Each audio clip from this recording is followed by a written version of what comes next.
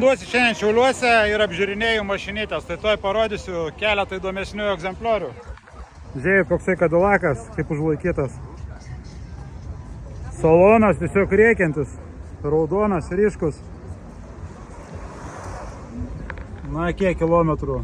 Myliam prabėgęs 95 000. Na, neaišku, spidometras ar apsivertęs jau buvo, ar dar tik apsivers pirmą kartą. Einam, parodysiu dar vieną tokį įdomų automobiliuką staigiai, kadangi esu Mercedeso fanas. Na, šitas labai irgi įdomiai atrodo. Lėdinis tiesiog.